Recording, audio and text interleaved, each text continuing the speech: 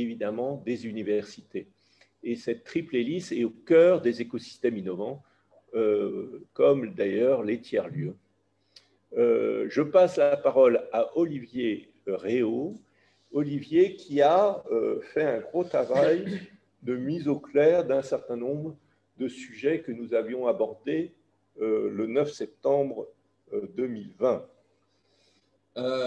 Oui, alors effectivement, Ecosystem in Motion a aussi un petit peu sa démarche et son acte de naissance. On cherche aussi, nous, à être incarnants de nos propres compréhensions un petit peu de ces transformations. Jean Stone l'a dit, nous contribuons nous-mêmes au travers de toutes nos interactions de manière plus ou moins implicite à ces transformations qui se jouent, à ces transformations de civilisation, et peut-être peut-on encore les accélérer si on est acteur de manière explicite, c'est-à-dire qu'on est conscient, on est co-conscient un petit peu des démarches qui s'engagent. Alors, justement, sur la genèse d'Ecosystem in Motion, c'est important de revenir, Michel, sur la date du 9 septembre. Donc, on a commencé à travailler un petit peu au printemps, au mois de juin, sur les premiers enjeux, et on a fait une réunion assez majeure ici même au sein de l'Université catholique de Lille sur la genèse de ce voyage virtuel. Et donc, voilà, vous avez quelques images un petit peu qui retracent cette journée du 9 septembre, bien sûr composé de brillantes interventions le matin, l'après-midi, mais avec un temps particulièrement collaboratif entre 11h et 12h30, où on a creusé ensemble l'enjeu de l'évolution des écosystèmes. Finalement, on voit que ces écosystèmes sont moteurs, ils ont été moteurs depuis 30 ans, 40 ans d'un certain nombre de lieux dans le monde, d'innovation, et aujourd'hui on s'interroge sur les transformations du monde, le climat, la civilisation et ces écosystèmes. Est-ce qu'ils vont être encore moteurs demain? Est-ce qu'ils sont déjà moteurs aujourd'hui d'autres choses? Est-ce qu'ils sont justement transformants? Et donc, ici, on ne va pas relire toutes les questions qui ont été posées, mais on voit bien qu'on n'est plus seulement sur la performance, la technologie, mais on est aujourd'hui sur un certain nombre d'enjeux sur ces écosystèmes qui favorisent la transition, qui favorisent les prises de conscience, qui favorisent aujourd'hui de nouvelles modalités. Et c'est là où on est passé progressivement de cette notion d'écosystème innovant aux écosystèmes transformants. Et donc, est-ce que les écosystèmes transformants, ça va être les mêmes écosystèmes qui vont continuer, mais autrement? Est-ce que c'est une nouvelle nature d'écosystème qui va émerger de partout sous des formes diverses et multiples pour finalement accompagner cette transformation du monde? Le logo qui est le nôtre, Ecosystem in Motion, tente de l'illustrer avec ces roues qui tentent d'accélérer une transformation culturelle symbolisée par le mouvement des couleurs, et on est effectivement aujourd'hui un petit peu témoin de tout ça. Donc, on a commencé cette dynamique de questionnement de manière plus précise, et on cherche aussi nous-mêmes, au travers de la question que vous avez peut-être déjà vue, mais qu'on repose maintenant qu'elle a été éclairée de toutes les interventions de ce matin, comment les écosystèmes, par leurs évolutions, constituent-ils les moteurs de transformation pour accélérer le changement de civilisation qui se préfigure. Et donc, à travers ça, on a commencé à s'organiser différemment, de manière à la fois transdisciplinaire, transméthodologique, pourrait-on dire, entre un questionnement général que je viens de vous restituer en quelques minutes, une recherche académique que nous a parfaitement présenté James Boyer et Julien Penin sur les démarches qui sont menées, qui sont posées, qui sont argumentées, qui sont démontrées. Une recherche que l'on va maintenant découvrir avec la Fabrique du futur sur une prospective du présent. Et puis, à travers ça, ça va être les chapitres qu'on va développer ensuite, une prospective de l'avenir, une prospective du futur, une prospective ensuite épistémologique, une prospective de civilisation avec Michel Salafkos. Et jusqu'à présent, tous ces mondes du questionnement un petit peu lambda qu'on pouvait faire en mode collaboratif, de la recherche académique, de la prospective un petit peu structurée comme la Fabrique du futur, ou de grandes démarches un petit peu de fond, comme on l'a vu avec nos grands auteurs de ce matin, tous ces mondes un petit peu cohabiter dans leur sphère réciproque. Et ici, on cherche à les faire travailler ensemble. Là aussi, c'est une collaboration un petit peu de démarche un petit peu inédite. Donc, je vais passer maintenant la parole à mes camarades de l'équipe de la Fabrique du futur qui vont présenter plus en détail un petit peu tout ce qu'on est en train de faire. Donc, Eric et Pénélope, vous êtes en ligne? Oui, oui, tout à fait, tout à fait. Bonjour. Donc, déjà. Merci Olivier de nous donner la parole. Donc, je vais parler de ce que nous avons fait au niveau des focales. Donc, c'est ce qu'on appelle une démarche de prospective du présent. Alors, la prospective du présent, c'est quoi? C'est repérer les germes du futur déjà dans notre environnement. Repérer les signaux faibles, les tendances qui sont les plus signifiantes. On va repérer les bifurcations, les ruptures également. On a des approches, tout à l'heure on parlait d'approche bottom-up avec Julien Pénin. On est complètement dans cette démarche de repérer des innovations qui viennent déjà des usagers, des citoyens, des démarches qu'on appelle Living Lab. On est labellisé Living Lab. On va repérer, on va identifier les lead users, c'est-à-dire les personnes les plus en avant de phase. On parlait également ce matin d'avant-garde. Donc, ça permet de faire des focus sur des thématiques particulières. Donc, ça, c'est une première étape de cette prospective du présent. Il s'agit également de resituer ces signaux faibles, ces émergences dans un écosystème. Donc, c'est une question d'épigénétique, d'énaction, faire des croisements également, des liens. C'est très important de faire des liens entre les différentes thématiques. Et donc, on a comme ça des focales qui nous révèlent des lignes de force, des points nodaux, des interactions, la big picture, et puis surtout une dynamique de transformation. On a comme ça des spirales dynamiques qui nous emmènent vers le futur. Donc, en repérant ce qui se passe au présent, on a comme ça une vision du futur.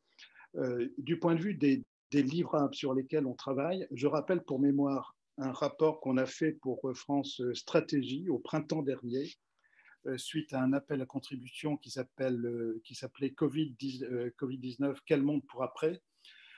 Donc, ce rapport est en ligne sur le site de France Stratégie, vous pouvez le consulter.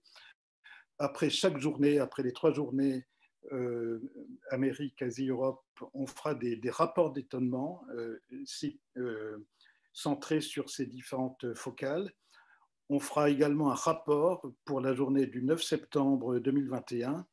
Et je mentionne également, en marge et en parallèle du travail qu'on fait pour Ecosystem in Motion, la rédaction d'un livre à plusieurs, avec une petite équipe autour de Francis Massé, intitulé pour l'instant « Stratégie pour un futur humain ».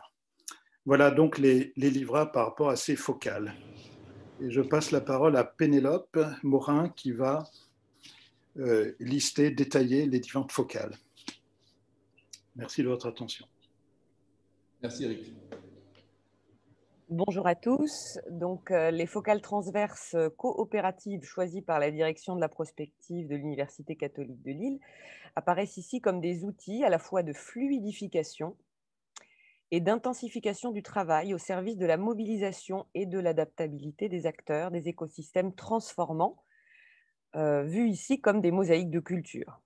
Comme le note le rapport de Davos, The Future of Jobs, les changements disruptifs du business model des entreprises et de nos sociétés ont déjà un profond impact sur la structure de l'emploi dans un sens au demeurant beaucoup plus complexe. À mesure que se révèlent les véritables enjeux de la révolution technologique, écologique, énergétique et économique contemporaine, s'estompe la perspective d'une abolition du travail et de la liberté qu'elle promet. Ces focales ont pour but de valoriser l'ouverture à l'immatériel, au lien et au sens par le travail des créatifs culturels et des sujets de focales socio-actives présentés ici sous vos yeux auprès de l'institution.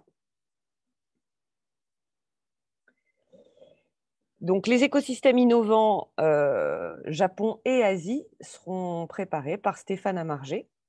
L'environnement, le développement durable, qui englobe aussi la green, la blue economy dans un monde numérique transformé. Ce sera donc par Jean-Claude Fontanive. Les communs, biens communs et diversité, valorisation des talents. par une équipe composée de Cathy Zadraveil, Benjamin Fragny et Anthony Frémaux. Les arts par Anne Kieffer-Bouvier et Christophe Pouilly. Les accélérateurs, incubateurs, transformation et start-up par Dominique Garot. Les dynamiques des écosystèmes innovants que Jean-Pierre Boucher a déjà commencé à nous exprimer dans son dernier ouvrage. La résilience des écosystèmes transformant à travers les crises que nous présenterons Olivier Réau, Éric Seuillet et moi-même. Et la gouvernance, les monnaies numériques et les innovations sociales et sociétales par Geneviève Boucher, Stéphanie Flacher et Francis Massé, que vous allez entendre juste après moi. Merci pour votre écoute. Donc Éric Seuillet est en Bretagne et Pénélope est donc sur les bords de mer, bord de Méditerranée, un autre endroit donc de la France avec un joli soleil derrière aussi. Voilà, donc peut-être Éric, tu voudrais rajouter quelque chose? Francis Massé. Alors, on va écouter maintenant Francis Massé qui va présenter peut-être un exemple d'une des focales, la focale gouvernance. Il faut que tu mettes ton micro, Francis. Oui, oui, bonjour à tous. Donc, dans le cadre de notre travail sur le livre de la fabrique du futur, Stratégie pour un futur humain, a évoqué Éric, nous allons donc je vais vous présenter comment on construit une focale. Alors, nous sommes partis donc de ce livre avec 4 polarisations déterminantes, l'écosystème de connaissances, tout l'écosystème autour du numérique, un nouveau contrat économique et social qui en soi déjà est un écosystème, et puis ça a été évoqué tout à l'heure avec l'écologie industrielle par James Boyer, tout autour de la thématique de l'économie circulaire. Donc à partir de là, le prochain slide vous montre à l'évidence, pour conduire toutes ces transitions, il nous faut invoquer une dynamique de réussite qui va dépendre d'une gouvernance pragmatique de ces différentes polarisations, de ces différents pôles. Comment on organise l'écosystème de connaissances? Comment on organise toute la révolution numérique et une transition, ce nouveau paradigme du numérique a été évoqué notamment par Johnston. Comment on va organiser une nouvelle écologie industrielle, cette économie circulaire? Et comment enfin ce nouveau contrat économique, social, environnemental, intégrant les monnaies, va être organisé et va être mis au point dans la transition.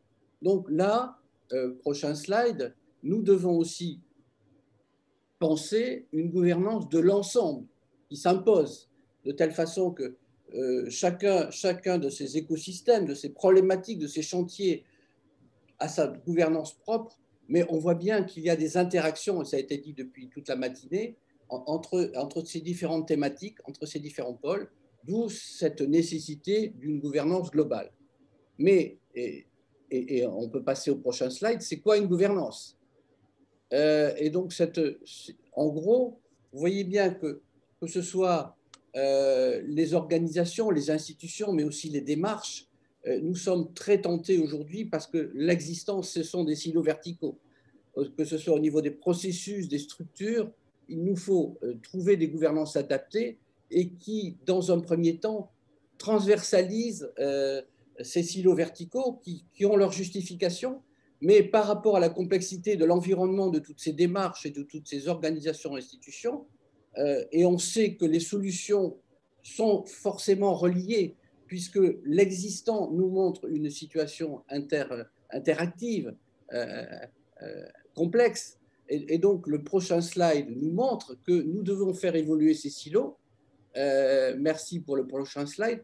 De telle façon qu'il y ait de l'interactivité, de la porosité entre les différentes problématiques. Ces silos, encore une fois, ont des dimensions légitimes, puisqu'il y a des vocabulaires, des métiers, des missions spécifiques, mais il faut absolument trouver des solutions qui doivent être mieux reliées entre elles et donc plus efficaces et ancrées dans la réalité globale et systémique. Et c'est ça qui est très important, d'interconnecter tout ça. Et mon dernier slide nous montre que l'enjeu là devient complètement humain. Merci pour le slide suivant. L'enjeu devient humain, c'est un enjeu des connaissances et de l'humain, un enjeu de la formation également. Vous voyez bien, et ça a été dit par John Stone, ça a été dit par beaucoup d'acteurs d'intervenants ce matin, c'est l'individu ou c'est l'équipe qui doit développer des compétences techniques et des métiers, certes, utiliser ses expériences, développer une culture générale, des cultures scientifiques et techniques, notamment dans les écoles, on le verra tout à l'heure avec l'ENA, les compétences cognitives, les compétences relationnelles, les aptitudes, bref, comme ça a été dit, l'individu ou l'équipe redevient au centre et ça va supposer un changement de management, une révolution profonde du management et du leadership, parce que sans ça, nous serons dans la difficulté pour opérer ces transitions, ces conduites des transitions qui ne peuvent pas reposer que sur les institutions, les processus,